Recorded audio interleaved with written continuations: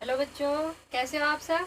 उम्मीद करती हूँ अपनी पढ़ाई को जारी रखते हुए एंजॉय कर रहे होगे लॉकडाउन को। ठीक है, तो तुम लोग पिछले क्लास में हम लोग क्या पढ़ रहे थे? फ्रांसीसी क्रांति पढ़ रहे थे। मैं आज जो आप लोग को बताने जा रही हूँ, जिसमें फ्रांस का फ्रांस में संवैधानिक राजतंत्र कैसे, राजतंत्र से संवैधानिक राजतंत्र कैसे बना, वो देखेंगे। ठीक है, फिर जो है फ्रांस में राजतंत्र का एकदम से उन्मूलन हो गया, खत्म हो गया, वो देखेंगे। फिर जो है थोड़ा सा जैकोबिन क्लब का यहाँ पे हो जाता है प्रभुत्व, वो देखेंगे। और फिर नेपोलियन का उदय, जैकोबिन क्लब में आतंक का राज होता है, और फिर डायरेक्टरी शासन में नेपोलियन का उदय होगा, ये देखेंगे। लेकिन ये सारी चीज़ों को देखने से पहले हम लोग थोड़ा सा रिकैप कर लेते हैं ना। पिछले क्लास में थोड़ा सा मैं फटाफट आप लोगों को रिवीजन कराती हूँ कि पिछले क्लास में हम लोगों ने क्या क्या पढ़ा था। देखो, फ्रांसीसी क्रांति पढ़ते हैं। फ्रांसीसी क्रांति में कब हुए थे फ्रांसीसी क्रांति? 1789, याद है ना? 1 को छोड़ दो, 1 तो याद रहेगा। 789, ठीक है, इसमें हुआ था फ्रांसीसी क्रांति। और इसमें हुआ क्या था? लुई 16वां गद्दी पर बैठे थे। जिस समय वो गद्दी पर बैठे थे उस समय उसके पूर्वज जो थे वो बहुत सारे युद्ध किए थे, जिसके कारण खजाना खाली हो गया था। खजाना खाली हो गया था और लुई 16वां गद्दी पर बैठे थे। उस समय उनकी शादी ऑस्ट्रिया की राजकुमारी मैरी एंटोनेट से हुई थी। वो बहुत फिजूल खर्ची थी। कोस जो है खजाना खाली था, लेकिन फिर भी जो है शाही सानबान तो बनाकर रखना था ना। इसके लिए क्या करते, राजा को टैक्स बढ़ाने की सोच रहे थे। टैक्स बढ़ाने के लिए, और वहां पर भी उसको देखने से पहले हम लोग देखे थे कि वहां का समाज कैसा था। तो वहां का समाज जो है 3 स्टेट में बटा हुआ था, है ना। पहला था पादरी स्टेट, दूसरा था कुलीन, और तीसरा नॉर्मल जो आम जनता का होता है वो था। तो वहां पे जो यहाँ पे जो है हमारे यहाँ जो, या फिर और कहीं भी देखे तो टैक्स सिर्फ एक शासक वर्ग लेता था, लेकिन वहां पर 2 टैक्स लगते थे। वो तीसरे स्टेट से टैक्स लिया जाता है ना। वो एक पादरी लेते थे टैक्स, और दूसरा कुलीन जो शासन करते थे वो टैक्स लेते थे। तो पादरी 2 तरह का टैक्स क्या क्या था, एक टाइट था, एक टाइल था, है ना। याद है आप लोगों को सब? वो सब हम लोगों ने पढ़ लिया था। और उसके बाद राजा ने जो है अपने जो है टैक्स को बढ़ाने के लिए एक असेंबली बुलाई थी। वहां तक हम लोग आ चुके थे। जो एक टेनिस कोर्ट में वो असेंबली, और उसमें असेंबली वालों ने क्या किया था, तीसरे स्टेट के लोगों ने क्या किया था, कहा था कि राजतंत्र अब वैसे नहीं चलेगा कि एक ही आदमी के हाथ में पूरी सत्ता हो, वो जो चाहे जब चाहे करे। उस पर कुछ अंकुश लगाने वाले, उसके जो भी अधिकार है उस पर अंकुश लगाने वाले संविधान की डिमांड करी थी, है ना। तो वहां तक हम लोग पहुंच गए थे कि टेनिस कोर्ट में जो है वो संविधान लिखने का काम लोग कर रहे थे। उसी समय क्या हुआ था कि जब लोग संविधान लिखने का काम कर रहे थे, तभी जो है फ्रांस के जो ग्रामीण इलाका है उसमें एक अफवाह फैल गई कि राजा के लोग मतलब जो क्षेत्रीय अधिकार पे सामंत होते हैं, ठीक है। जैसे छोटे छोटे जगहों पे भी तो राजा का कोई प्रतिनिधि होगा ना, उसको सामंत बोलते थे। तो वो लोग क्या कर रहे हैं, उन किसानों में ये अफवाह फैली कि सामंत लोग यानी कि राजा के लोग जो हैं वो हम लोगों पर जबरदस्ती जो है हम लोग पर अत्याचार करने आ रहे हैं। वो लोग बलपूर्वक अपना टैक्स हम लोगों से छीनेंगे। ऐसा करके कुछ अफवाह फैली, जिससे क्या हो गया, ग्रामीणों में आक्रोश हो गया और वो लोग भी अटैक कर दिए। तो उसी में हम लोगों ने सबसे फर्स्ट सीन क्या था, बास्तिल के किले पे हमला होना, यही था ना। तो वही जो है लोगों में जो अफवाह फैली कि राजा के लोग हम लोगों पे जबरदस्ती कोई शासन करने आ रहे हैं, हम लोग से टैक्स वसूलने आ रहे हैं, ठीक है, हम लोग पे जुल्म ढाने आ रहे हैं। तो ग्रामीणों ने भी उसके एवज में क्या किया, बास्तिल के किले पे हमला बोल दिया था। यहाँ तक हम लोग देख चुके थे। हाँ, यहाँ तक थोड़ी सी देखते हैं क्या क्या बताना था आप लोगों को। हाँ, नेशनल असेंबली को तब इस तरह से जो घटना घट रही थी ना, तो राजा ने क्या करा, उसको तो डर हो गया। जब जनता, भाई जनता को दबाओ दबाओ दबाओ, लेकिन जनता जहां उगली ना, जहां उगली जनता, तो कितना भी बड़ा राजा क्या है, वो तख्ता पलट कर ही देगी। तो डर से जब देखा राजा ने कि यहाँ तो क्या हुआ, जनता पूरा बवाल कर रही है, तो राजा ने क्या किया, नेशनल असेंबली को मान्यता दे दी कि ठीक है, आप लोग नेशनल असेंबली जो भी संविधान बना रहे हो, ठीक है, मैं आपके से सहमत हूँ, ठीक है। फिर देखो बच्चों, तुम लोग आज का क्लास देख रहे हो, इससे पहले वाले वीडियो को जरूर देखना, और उसमें मैंने जो भी नोट डाउन किया है उसको ध्यान से देखना। डेट्स, मैंने पहले भी कहा कि डेट बहुत ज़रूरी है हिस्ट्री में। डेट और नाम, यही बहुत ज़्यादा इंपॉर्टेंट है। कहानी तो मैं जो बोल रही हूँ वो आप लोग को आई थिंक समझ में आ रहा होगा और याद भी होगा, ठीक है। 4 अगस्त 1789 की रात को असेंबली ने क्या किया, करों राजा के अधिकार को कम करने वाले, ठीक है, और करों कर्तव्यों और बंधनों वाली सामंती व्यवस्था के उन्मूलन का आदेश पारित कर दिया कि जो है सामंतों, अब राजा तो हर जगह जाके लोगों से नहीं टैक्स लेता है ना, जबरदस्ती उस पर कुछ नहीं करता, उसके जो वासिंदे होते हैं सामंत लोग, वो लोग बहुत जबरदस्ती करके टैक्स वसूला करते थे। तो ऐसा करने का वो अधिकार अब खत्म, मतलब सीमित कर दिया गया, ऐसा वाला आदेश पारित कर दिया किसने, नेशनल असेंबली ने। और टैक्स 2 तरह के लिए जा रहे थे, एक टाइल लिया जा रहा था, एक टाइल लिया जा रहा था, एक धार्मिक कर था और एक राजा के द्वारा जो टैक्स लिया जा रहा था। तो उसको भी, राजा के टैक्स को भी सीमित किया गया, और जो धार्मिक कर था, जो टाइल था, उसको तो बिल्कुल ही खत्म कर दिया। अरे धर्म के नाम पर तुम क्या टैक्स लोगे? तो सोच लो, अगर धर्म के नाम पे अगर पादरी वर्ग भी टैक्स वसूल रहा था, तो वो टैक्स पैसों का क्या करता, पूजा पाठ में क्या बहुत ज्यादा पैसा खर्च होता है, तो क्या करता, यानी कि उसके पास भी बहुत अता, एक टैक्स वसूल के राजा इतना बड़ा राज्य चलाता है, और पादरी क्या करते थे, कुछ नहीं करते थे, फिर टैक्स वसूलते थे, तो उनके पास तो अथाह संपत्ति होगी। तो इस तरह से उनका जो है, उनके पास बहुत सारी जमीन जायदाद और संपत्ति थी।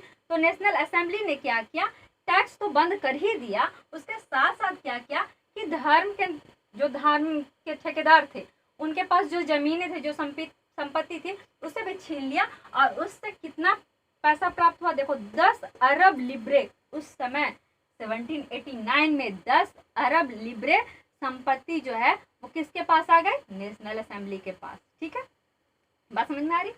अब जो है, अब यहाँ तक समझ में आया कि नेशनल असेंबली ने काम क्या किया, तो उसने एक जो निरंकुश राजा था उस पर थोड़ी अंकुश लगाने का काम किया, और जो है जो राजतंत्र, जो निरंकुश राजतंत्र था, उसको जो है संवैधानिक राजतंत्र बना दिया।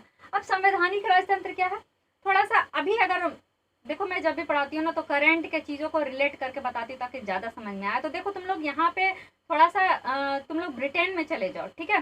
ब्रिटेन में क्या है, तुम लोग सुनते होगे कि ब्रिटेन के प्रधानमंत्री भी हैं, और ब्रिटेन में राजा भी है, ब्रिटेन के राजकुमार भी हैं। ऐसा कैसे है, यानी राजा यानी राजतंत्र भी, और संसद भी है, प्रधानमंत्री भी है। तो इसका मतलब क्या हुआ, देखो जैसे यहाँ पे हमारे राष्ट्रपति है ना, वैसे वहाँ पे जो है राजा होते हैं, ठीक है। तो जो हमारे राष्ट्रपति क्या होते हैं, सिर्फ नाम के वो हेड हैं, बाकी सारा काम क्या करता है, प्रधानमंत्री का करता है। उसी तरह से वहाँ पे है कि वहाँ हेड क्या है, वो राजतंत्र ही है, राजा ही हेड होंगे, लेकिन सब कुछ संचालित करने वाला क्या होगा, वो आम जनता का कुछ ना कुछ कमांड होगा। ऐसा नहीं कि राजा निरंकुश हो जाए, ठीक है, वहां भी संसद है। उसी तरह से यहाँ पे पहले क्या था, उसी तरह से क्या बना, संवैधानिक राजतंत्र। राजा रहोगे, राजा का बेटा राजा बनेगा, लेकिन एकदम निरंकुश नहीं रहेगा, उस पर कुछ जो है जनता का भी अधिकार होगा, ठीक है। उसको कौन कमांड करेगा, संविधान कमांड करेगा, जैसे यहाँ पे है। तो मैंने तुम लोगों को पिछले क्लास में ही कहा था कि अमेरिका में जो है, अमेरिका क्या हुआ था, वो आजाद हो गया था, और वहां पे शासन की क्या प्रणाली थी, 3 तरह की प्रणालियां थी। शासन जो है 3 तरह के तरीके से चलाया जा रहा था, 3 कमांड था वहां पे। तो क्या क्या कमांड था, तो एक था न्यायपालिका, कार्यपालिका और विधायिका।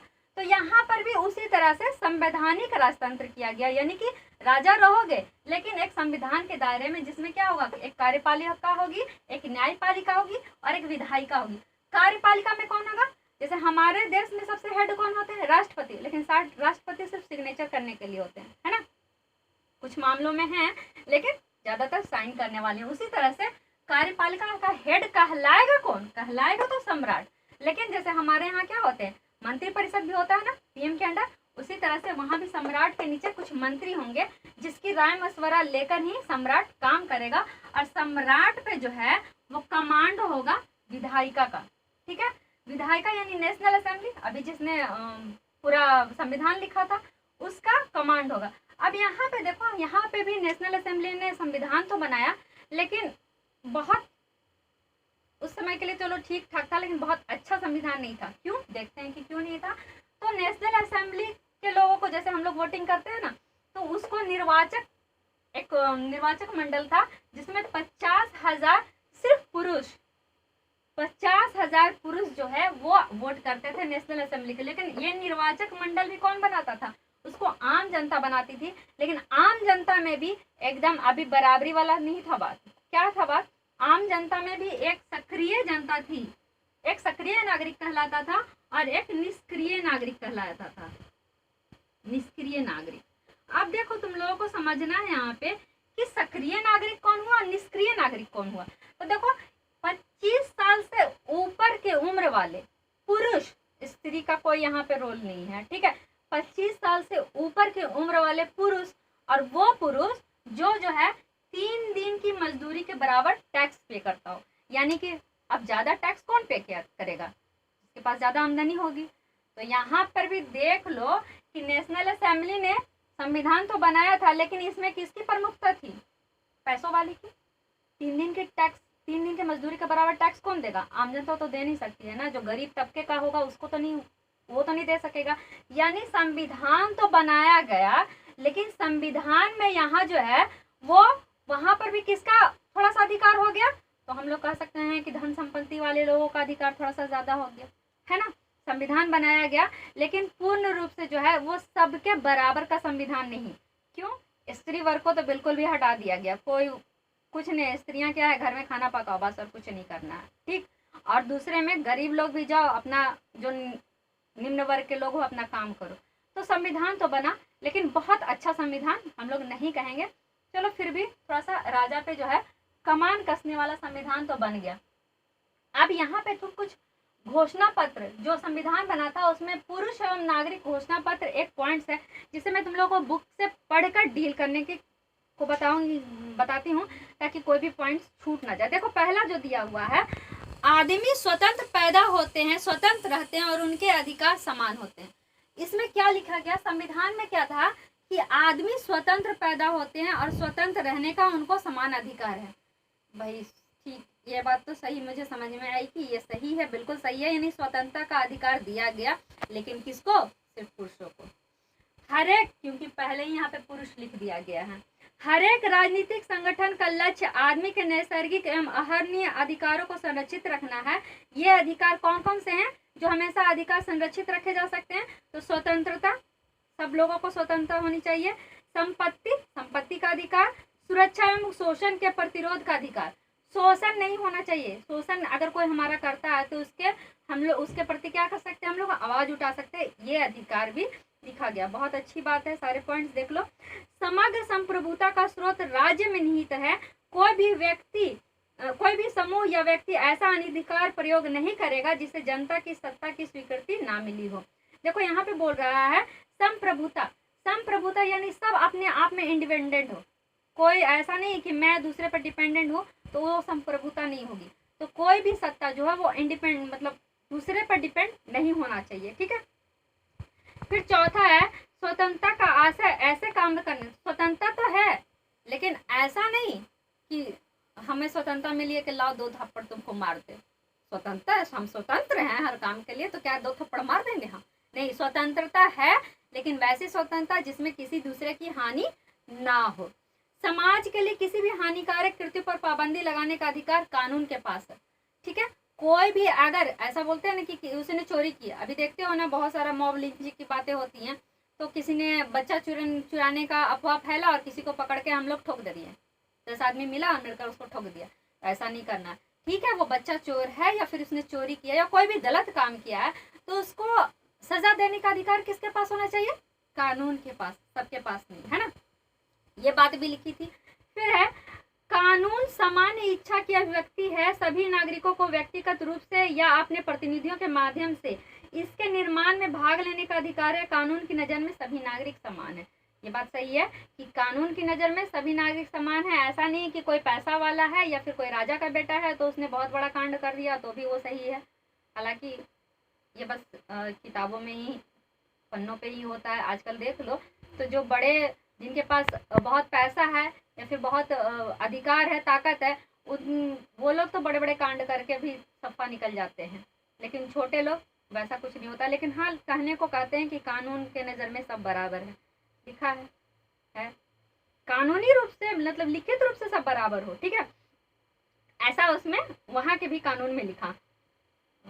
कानून सम्मत प्रक्रिया के बाहर किसी भी व्यक्ति को न तो दोषी ठहराया जा सकता है, नहीं गिरफ्तार किया। यानी कानून अगर किसी को दोषी ठहराता है तभी वो दोषी कहलाएगा, नहीं तो आपके कहने से कोई दोषी नहीं होगा। बात समझ में आ रही है मेरी बात?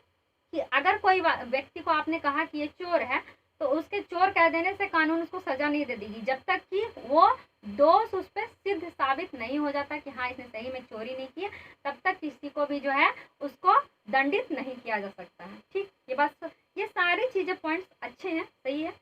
प्रत्येक नागरिक बोलने, लिखने और छापने का आजाद है।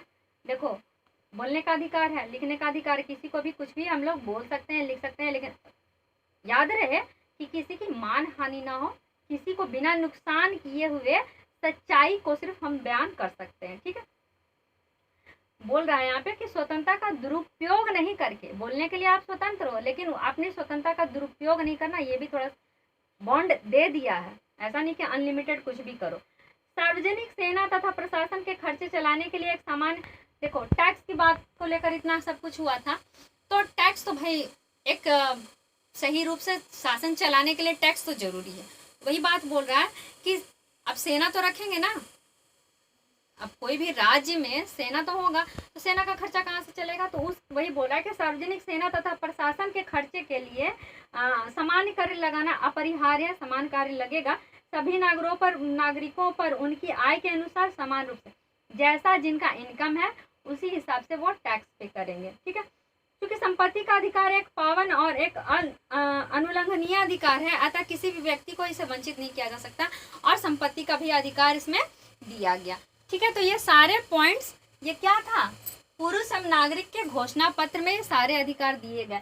उसके बाद है राजनीतिक प्रतीकों के मायने। देखो, एक बन तो गया है, ठीक है, लेकिन उसमें कुछ सारे लोग तो पढ़े लिखे नहीं थे ना, लेकिन फिर भी सबको सब कुछ जानना तो था।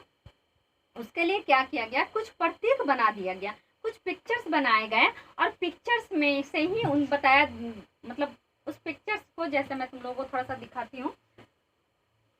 ठीक है, देखो ये पिक्चर्स दिए गए हैं आप लोग को, मे बी कि आप लोग देख पा रहे हो अच्छे से। ये टूटी हुई जंजीर है, टूटी हुई जंजीर यानी, देखो तुम लोग देख पा रहे हो, टूटी हुई जंजीर, देखो ये देख रहे हो ना, ये टूटी हुई जंजीर का प्रतीक है, यानी कि क्या हो गया, ये लोग दास से मुक्त पा गए। ठीक है, दास की मुक्ति हो गई, लोग अब कोई भी किसी का दास नहीं है। ये टूटी हुई जंजीर इसी का प्रतीक है। और एक गठरीदार ये भाला है, यानी कहने का मतलब इसमें क्या हुआ, गट्ठर लगा हुआ, तो गट्ठरदार भाला का मतलब क्या हुआ कि कोई भी अकेले तो ताकतवर नहीं होता है, लेकिन अगर सब लोग मिल जाए तो किसी का भी, यानी कोई कितना भी बड़ा राजा हो उसका तख्ता पलट कर सकते हैं। ठीक है, फिर आप लोग देख पा रहे हो, ये जो तुम्हारा जो है वो पिरामिड के तरह का है, और उसमें आँख बना हुआ है। वो तुम्हारा क्या दिखा रहा है कि एक आँख जो है, वो ज्ञान रूपी आँख जो है, वो सब जगह प्रकाश फैल, देखो तुम लोग देख पा रहे हो, ये पिरामिड बना हुआ है, ये सब समानता का दिया हुआ प्रतीक। यहाँ आँख बना हुआ है और इससे चारों तरफ रोशनी फैल रही है, यानी आँख जो है वो चारों तरफ देख के तुम्हारा वो सबको एक बराबर से देख रहा है, और अंधेरे को मिटाने का प्रतीक है। ये जो है तुम्हारा राजदंड का प्रतीक है। ये एक तुमको ऐसा अंगूठी दिखा रहा है जिसका कोई और छोर नहीं है, यानी सारे लोग जो हैं वो बराबर हैं। फिर यहाँ पे तुम लोग देख पा रहे हो एक टोपी है। ये टोपी जो है दासों का स्वतंत्रता होने के बाद ये टोपी दास पहनते थे, यानी कि दासों को जो है मुक्ति का ये प्रतीक है।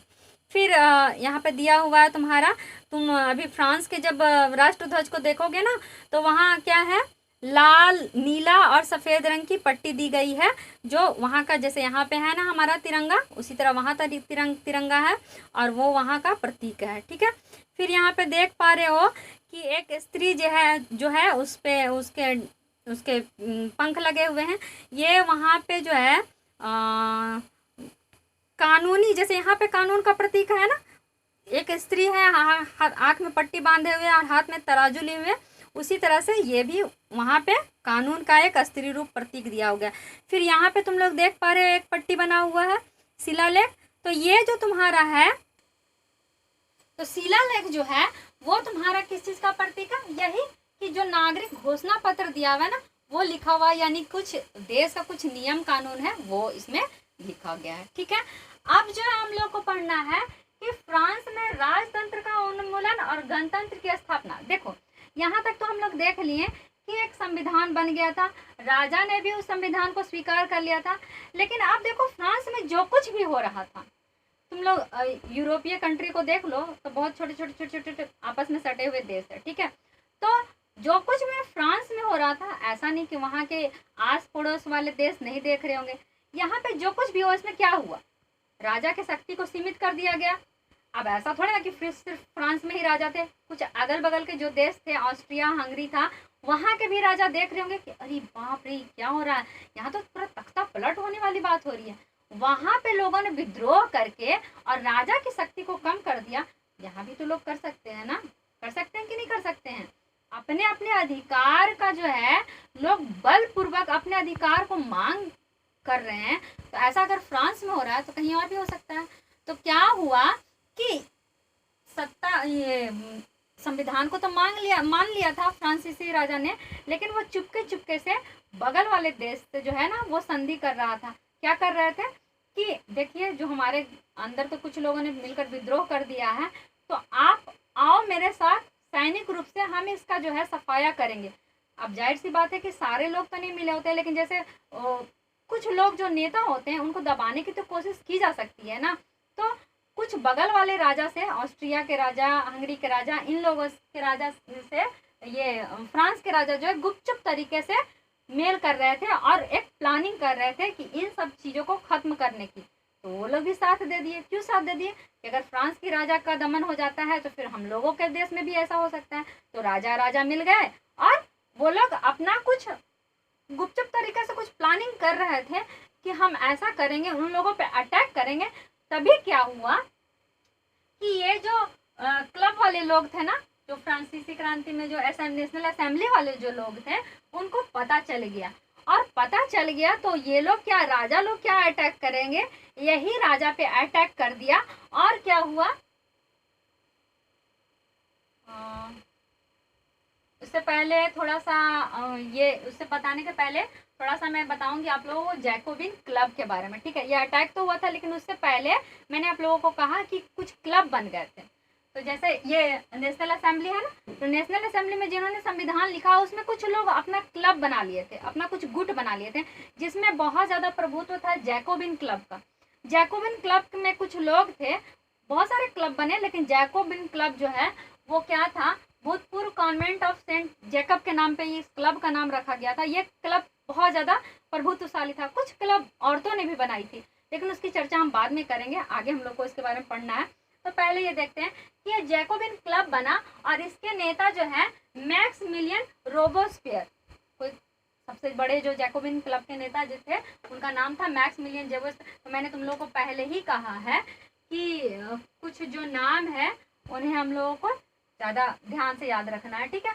अब यहाँ पे एक वर्ड आया है सॉकुलॉन। देखो जब एक क्लब बना तो क्लब में कुछ लोग भी शामिल होंगे। तो कौन से लोग शामिल होंगे, तो क्लब में देखो यहाँ पे जो था ना, यहाँ पे जो नेशनल असेंबली में जो हम लोग देख रहे हैं, नेशनल असेंबली में निर्वाचक मंडल जो कुछ भी है, तो इसमें क्या हुआ कि जो ज़्यादा टैक्स पेयर था वही लोग जा सकते थे। लेकिन जैकोबिन क्लब जो बना, मैंने कहा कि नेशनल असेंबली में कुछ बहुत सारे क्लब बन गए, तो बहुत सारे क्लब में बहुत सारे मान्यता के लोग होंगे।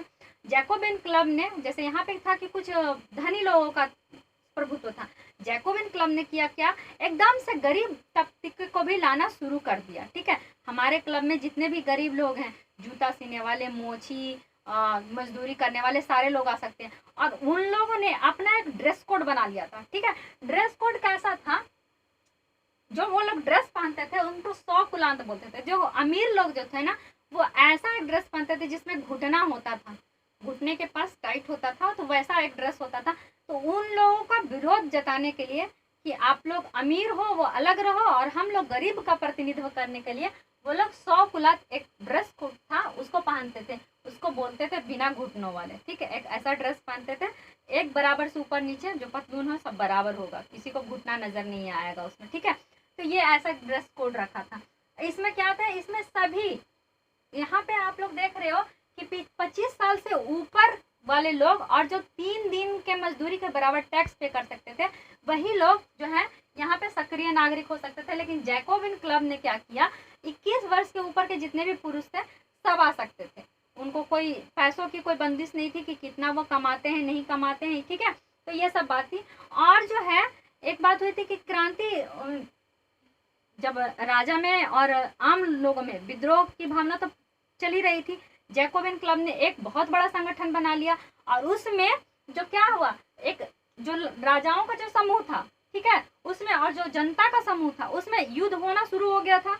तो युद्ध में क्या होगा, आम जनता अब जो सोच रही थी कि यहाँ पे तो थोड़ा सा धनी लोगों का प्रभुत्व था, अब जैकोबिन क्लब ने क्या किया, एकदम नीचे तबके के लोगों को भी ले लिया। तो आम जो एकदम निम्न वर्ग के लोग थे वो भी जैकोबिन क्लब में शामिल होने लगे, है ना, क्योंकि वो मेरा रक्षक है भाई। तो उसमें शामिल होते जितने भी पुरुष वर्ग थे वो कहाँ जा रहे थे, राजा से लड़ाई करनी थी, उसके पास तो शाही सेना होगी ना, तो उनसे लड़ाई करने के लिए सारे जो पुरुष थे वो क्लब में शामिल होते जा रहे थे। इससे क्या हो रहा था, घर में कमाने, घर का पुरुष अगर चला जाए लड़ने के लिए तो घर में कोई कमाने वाला तो होना चाहिए, वो तो राजा से अपने अधिकार के लिए लड़ने चला गया, तो स्त्रियां ही सारा कार्यभार संभाल ली। अब ऐसे में क्या हो गया कि तुम्हारे घर में जब कमाने वाला ना हो तो कितना दिक्कत होगा ना, बोलता है ना कि पेट की आग सबसे बड़ी होती है, तो कुछ खाने के भी थोड़ा सा प्रॉब्लम हो गए थे यहाँ पे, तो लोगों में आक्रोश जो है और बढ़ गया। देखो तो अब क्या हुआ कि जैकोबिन क्लब का बहुत ज़्यादा अधिकार हो गया था, लोगों को बहुत सारी दिक्कतें हो रही थी, लेकिन फिर भी क्या हो रहा है, सब लोग मैनेज करेंगे। और अब क्या है, लोग जैकोबिन क्लब में जो शामिल हो रहे हैं, तो अब एक जो नेशनल असेंबली था, एक नया नव निर्वाचित असेंबली बना जिसको कन्वेंशन कहा, ठीक है। तो अब जो है मतलब राजा का अधिकार सीमित हो गया, राजा को अब कोई पूछ नहीं रहा, वो तो राजतंत्र में अब क्या हो रहा है, झगड़ा हो रहा है ना, युद्ध हो रहा है, एक गृह युद्ध छिड़ गया। तो उसमें क्या हो गया, एक नया तुम्हारा कन्वेंशन बनकर सामने आया और उसने जो क्या कर दिया, 21 सितंबर 1792 ईस्वी को क्या हो गया, राजतंत्र का अंत कर दिया गया।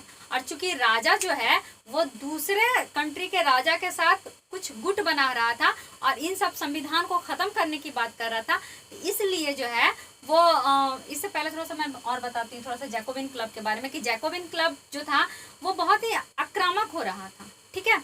तो वो क्या करता था कि अगर किसी ने भी संविधान के खिलाफ कोई काम किया या और कुछ भी गलत किया तो वो इतना प्रभावी होता जा रहा था कि वो खुद ही अपने आप से जो है ना वो लोगों को सजा दे रहा था, ठीक है। तो इसमें क्या किया कि अब उसने खुद को अपने आप को क्या कर लिया, एक कन्वेंशन में तब्दील कर दिया, नेशनल असेंबली अब क्या बन गया है, कन्वेंशन बन गया है। कन्वेंशन के हाथों में ही अब सारी जो है फ्रांस की जितनी भी ताकत है वो कन्वेंशन के हाथों में आ गया और उसने क्या किया, राजतंत्र को खत्म कर दिया। 21 सितंबर 1792 ईस्वी को जो है राजतंत्र खत्म करके पूरी तरह से, अभी तक हम लोग क्या दिखा था, संवैधानिक राजतंत्र बना था, वो क्या हो गया, वो अब तुम्हारा पूरी तरह से गणतंत्र में तब्दील हो गया। और 21 सितंबर 1792 ईस्वी को राजतंत्र का अंत कर दिया गया। और उसके बाद जो है ये कन्वेंशन ने क्या किया, उस कन्वेंशन ने ये कहा कि जो लुई 16वां है वो राजद्रोह है, राजद्रोही है। राजद्रोह समझते हो, जिसने अपने देश के विरुद्ध में कोई काम किया हो, तो दूसरे देश से मिलके, दूसरे देश के राजा से मिलके यहाँ लोग को ये कर रहे थे, इसलिए उसको राजद्रोह घोषित करके और क्या कर दिया, उसको सरेआम मौत की सजा दी। एक गुलेटिन करके होता था, गुलोटिन, जिसको जैसे यहाँ पे फांसी दी जाती है ना, वहाँ पे गुलोटिन पे चढ़ा दिया जाता था। एक वैसी मशीन थी जिसमें क्या होता था, सर उसको धड़ से अलग कर दिया जाता था।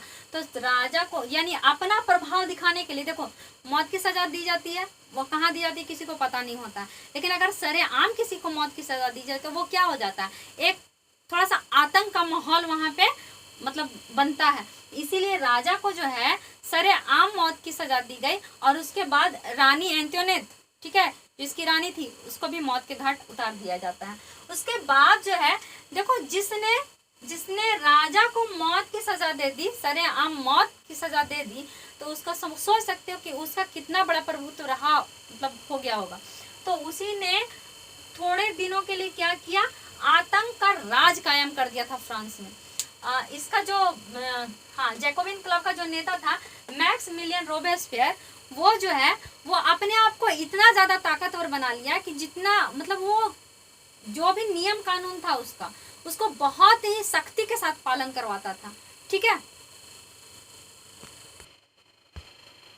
तो देखो जो यहाँ पे रोबोस्फेयर थे ना, वो क्या था, उसने कुछ नियम बना दिए थे। यहाँ पे देखो क्या हुआ था कि राजतंत्र को एकदम से तख्ता पलट कर दिया था, यानी यहाँ पे सब लोग बराबर करने की कोशिश की गई थी। ठीक है, तो बराबर करने की कोशिश में क्या था कि हर चीज का अब जो टैक्स था सबको सबके लिए कर दिया गया था कि हाँ ये इतना टैक्स पे करेगा। उसके बाद क्या था, खाने की चीज़ों को लेकर बहुत ही तंगी हालत हो गया था। जैसे हम लोग शुरुआत में ही देखे थे कि राजघराने में क्या था, वो पार्टी हो रही थी और लोग को खाने का ये है, तो दाम बहुत खाने का बढ़ गया था। तो एक लिमिटेड दाम फिक्स कर दिया गया था, किसान उसी फिक्स दाम पे किसी भी मतलब अपना जो भी अनाज है उसको बेच सकते थे, उससे ज़्यादा नहीं बेच सकते थे। फिर मतलब समाज में बराबरी का माहौल लाने के लिए किसी को श्रीमान या श्रीमती नहीं करके एक पार्टिकुलर वर्ड होता था, एक समान नागरिक, वो सब किया। और उसने सारे चीज जितना भी नियम उसने बनाया था उसको इतना सख्ती से फॉलो करना शुरू कर दिया कि खुद जो रोबोस्फेयर के जो मतलब उसके जो प्रतिनिधि होते थे, जो उसके ग्रुप में जो शामिल थे, वो लोग भी तबाह हो गए थे। देखो नियम अच्छा है, लेकिन बहुत ही टाइटली किसी भी नियम को फॉलो करना ना, बोलता है ना अति सर्वत्र वर्जते, अगर कोई किसी चीज का अति हो जाता तो वो खराबी ही करेगा। तो इसी तरह से क्या हो गया, यहाँ पे भी वो अति करने लगा, तो फिर लोगों ने उसके ही बुलेटिन पे उसको चढ़ा दिया, यानी उसकी भी मृत्यु हो गई, उसकी भी कहानी खत्म। उसके बाद जो है डायरेक्टरी शासन आता है। ठीक है, फ्रांस में देखो डायरेक्टरी शासन में क्या था, इसमें 5 लोग होते थे, जिसे 5 सदस्य होते थे, वही शासन चला था। बहुत ज्यादा उथल पुथल हुआ, राजतंत्र हुआ, उसके बाद संवैधानिक राजतंत्र हुआ, उसके बाद गणतंत्र हुआ, उसके बाद देख रहे हैं कि कैसा एक बहुत ही आतंक का माहौल क्रिएट हो जाता है। यानी लोग हर तरह से राजतंत्र में परेशान थे, उसमें भी परेशान हुआ, इसमें भी परेशान हुआ। डायरेक्टरी जब शासन हुआ तो डायरेक्टरी शासन में भी क्या हुआ, जो 5 सदस्य शासन करने वाले थे उसने ने क्या किया, सबसे पहले तो जो है कि संपत्तिहीन विहीन जो लोग थे उनको वो वोट करने का अधिकार इसने दिलवाया था, उसे खत्म कर दिया। बाकी उसको तो खत्म कर दिया। उसके बाद जो है 5 में भी मेल नहीं होता था, वो आपस में झगड़ा करते रहते थे। इसी बीच जो है ना एक बहुत ही महत्वाकांक्षी शासक का उदय हुआ, नेपोलियन का उदय हुआ। उसके बाद वो नेपोलियन जो है बहुत बड़ा, फ्रांस का बहुत ताकतवर और बहुत बड़ा शासक बना, लेकिन वो भी बोलता है ना कि कोई भी हमेशा नहीं चलता, तो आखिर में उसको भी घमंड हुआ, आखिर में वो भी वाटरलू के युद्ध में वो भी मारा गया। तो वो सब चीज़ें हैं, यहीं तक आज हम लोग को पढ़ना था, लेकिन मैं कुछ और जो है कुछ महत्वपूर्ण तिथियां हैं उसे बताते हैं, हम लोग थोड़ा सा एक बार रिकॉल कर लेते हैं। 1774 में लुई 16वां जो है वो राजा बना था, फ्रांस की राजगद्दी पर बैठा था। 1789 में क्या था, जनरल स्टेट की मीटिंग का बुलाया गया था, राजा ने बुलाया था, उसमें नेशनल असेंबली का गठन किया गया और उस किसानों ने विद्रोह किया था, बास्तिल के किले पे हमला किया था। फिर 1791 ईस्वी में क्या हुआ, वहां पे संविधान बना। 1792-93 में क्या कर दिया गया, राजा की हत्या कर दी गई और उसी समय जैकोबिन गणराज्य का पतन हो गया। ठीक है, यहाँ पे ये रोबेस्पियर मारा गया ना, फिर डायरेक्टरी शासन, जैसे ही वो मारा गया डायरेक्टरी शासन आ गया। डायरेक्टरी शासन भी बहुत नहीं चला और फिर नेपोलियन वहां फ्रांस का जो है सम्राट बना और अंत में जो है 1815 में एक वाटरलू का युद्ध होता है जिसमें नेपोलियन की हार हो जाती है और यहाँ से नेपोलियन का भी कहानी खत्म। तो कुछ पॉइंट्स, ये जो महत्वपूर्ण तिथियां हैं वो याद रखना। और एक मुझे लगता है कि बहुत लंबा चैप्टर है, तो मैं कोशिश करूंगी कि एक मैं लेक्चर में उसको ख़त्म कर दूं, लेकिन उससे पहले मैं ये कहूँगी कि तुम लोग पिछले वाले वीडियो को भी देखो और इस वीडियो में भी जो पॉइंट्स है उसको भी ध्यान से देखो और ध्यान से सुनो, पढ़ो, एंजॉय करो। ठीक है, धन्यवाद।